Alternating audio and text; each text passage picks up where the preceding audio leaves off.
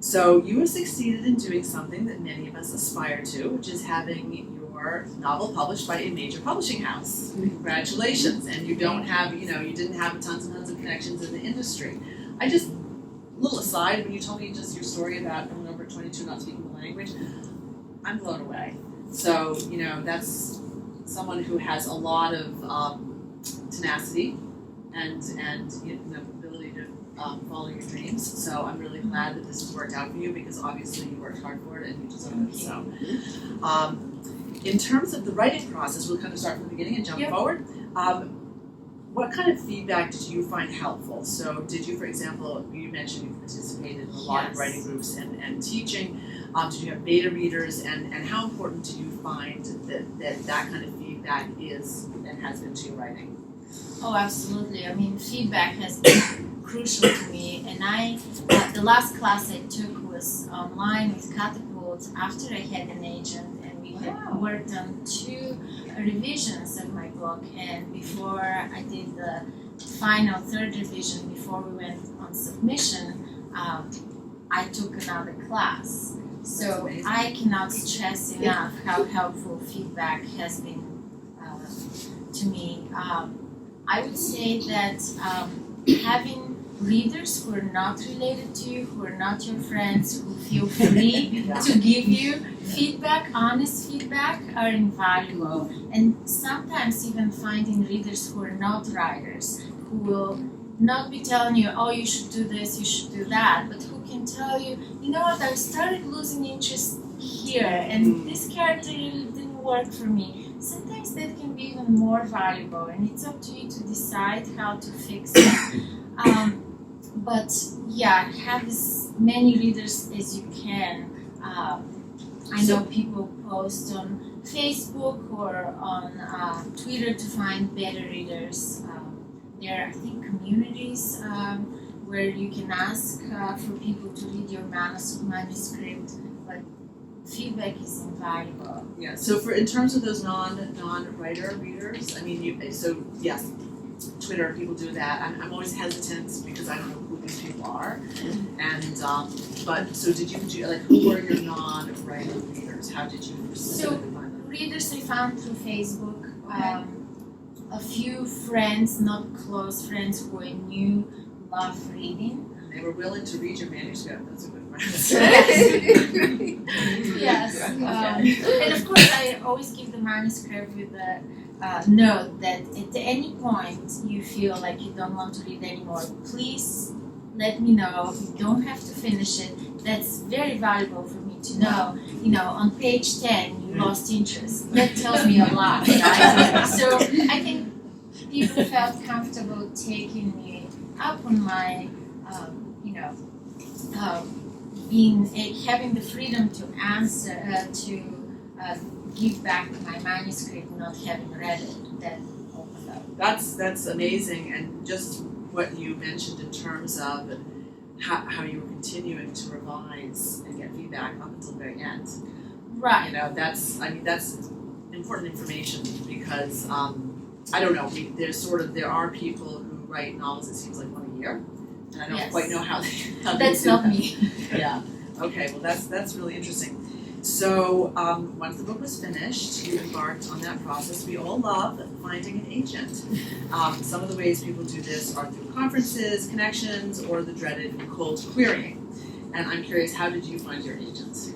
So I have done everything. With the previous book, I queried and was rejected by more than 50 agents. I actually didn't pay attention. I don't remember. I believe it was at least 50 that I contacted and turned me down because I did it in many ways. But with this one, I was lucky because for a few years I was doing freelance writing, and I was working on different articles, including Q&As some with writers. And at one point, I'm just going to stop you. I'm sorry. What is that? Q&As? How did you do that? Where did you do that? So I did question and answer pieces for Guernica, for the LA Review of Books, for a lot of in-flight magazines have profiles or Q&As, And so I know a lot of other authors who have blogs and do Q&As for their blogs with other writers. So I interviewed one of my writing teachers, Curtis Sickenfeld. I had taken she's wonderful. I had taken a workshop with her years ago in Iowa, and at the time she had the book coming out, and I interviewed her. And at the end of the interview, she asked how I was doing. It's been a few years since I took her workshop, and asked if I was working on something. So I told her about this book, and she recommended 2 agents that I didn't know, I hadn't queried before. And so I wrote to one of them, and she liked the book, and we did 2 revisions. She hadn't signed me at this point. So we did 2 revisions. After the second revision, she told me that she didn't like one of my characters. She thought, she had a very strong opinion about this character. She even said, I know a character doesn't have to be necessarily likable, but at least she has to be compelling. And was it one of the characters that yes, named? Katya, yes. Oh, And so I was heartbroken, and we even talked about how to entirely rewrite the book. I was going to only retain the premise and write a very different book Oh my goodness. with an innocent victim. Oh my goodness. And I thought, maybe a few days later, I got back, one beta reader gave me back her comments, and she loved the book, and she wrote, I particularly love this character, Tania. So I thought, okay, it's just, this was too much. So I thought maybe I should take a step back, take another class, and see what people in the class think about it before I go back to the drafting board. And so it was a class of maybe 6-7 people, including the teacher, and they all had very different reactions, and a lot of people loved Katya, some people loved Lana, other people loved Tyler, and so it showed to me that one of the strong aspects of the book in terms of writing from 3 different perspectives was that readers relate to different characters. By nature, we're all so different, and we're attracted to different people in real life and similarly in fiction. So people had a preference for one of the 3 characters, inevitably. And so I decided to address some of my agents' concerns in terms of there not being maybe enough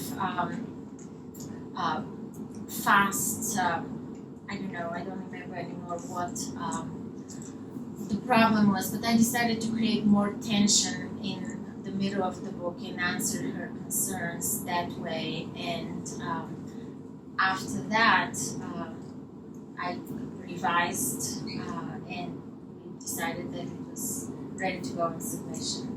So that was with the same agent? Yes, with the same agent. So she had wanted you to start from scratch. You took a class. You did not do that, but then in fact, Yes, the changes you made, she liked. Yes, exactly. So I decided to address her concern by increasing the tension, but I didn't change the characters or the plot. Okay, I very just cool. added a few things in the middle of the book. And that can so often happen when you get feedback, that some people touch on things that they don't like, and they may target one aspect of what they don't like, and in fact, it's not that specific, but they're aware of something that's not quite working. But we as authors, if we go back and really sort of contemplate that, we'll often come up with solutions that are the right solutions for the book, and then people, I can get very literal, like if someone says you need to change this, and then someone else says change this, but in fact, you have to stay true to your vision, but recognize, well, maybe they're all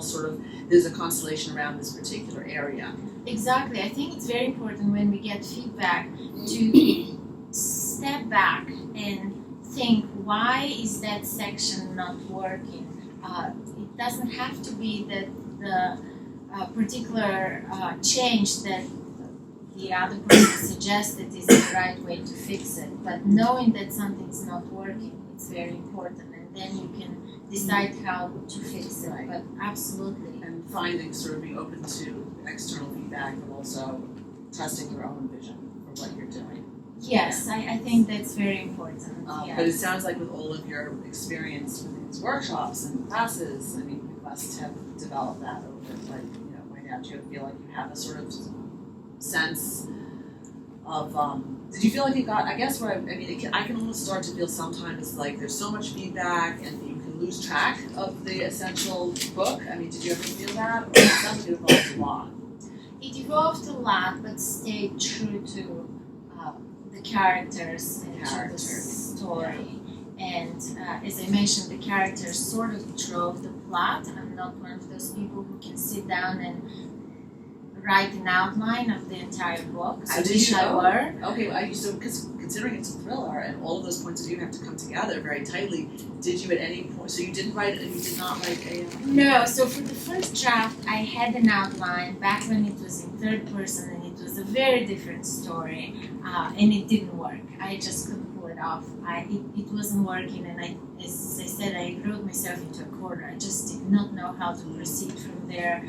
And so when I went back to it and started writing from the point of view of each character, I was in the heads of these characters, and that allowed me to see from their point of view what their worries and concerns were, what their desires were, and I kind of followed each of them. And you know, I wish I had an outline early on, because following my characters was wonderful, but then I had to go back and revise and revise and revise. And with this structure, as I mentioned, when you go back and forth between points of view, but also I have two different timelines, past and present. Yes. So, and with a thriller, as soon as you change, I had the character that I removed, so I had to change all these chapters. Well, if I move a chapter to a different place, the whole line of dominoes falls, and suddenly I'm giving away information that the reader shouldn't have early on. And so, I spent days and days just like staring at. Once I had written the book, I had an outline then, right? Like basically a synopsis. So I would stare at this synopsis and try to figure out how to move the pieces so that they fit and tell a story. Wow, all right. So a lot of work. I'm hoping for the next one that I will be able to do some of it with an outline early on. I hope that it'll I have probably a better change sense anyway, now. though. You know, Oh, but absolutely. it's such an interactive. But this really speaks to what an interactive process it is between the author, the material, the characters who speak to you. Right. But so you got this agent, and I'm sort of assuming you like her because she did a great job Yes, placing she's the wonderful novel. and So absolutely. what would you say for those of us who are embarking on this process? What makes an agent a good agent? What should we look for? What qualities, other than the fact she did a great job placing your book, may make someone a good agent? What should we look for? I think that just like with relationships, we all have different priorities, and we can work. The right agent for me might not be the right agent for you, or the right agent for this book might not be for another book. So I think we all have different priorities in terms of what works best for us. What do you like specifically about her for you? I love that she's very responsive, so it's I very hard for me. I can see that would be nice with any agents, honestly. Right, exactly. And I find it very hard. As I mentioned, I was doing freelance writing a lot, and it's hard for me to work with editors who don't reply back to emails. So for that would have been an impossible situation for me to work with an agent who doesn't respond to my emails. So she's wonderful in that respect. She's always there to support me. Obviously, she did a great job selling the book. She has been my advocate after the sale of the book. So I think that's very important to have somebody who is your advocate with the publisher, because there are a lot of concerns that arise as the book is made into an actual book, and so it's wonderful to have an agent who is there and has your back.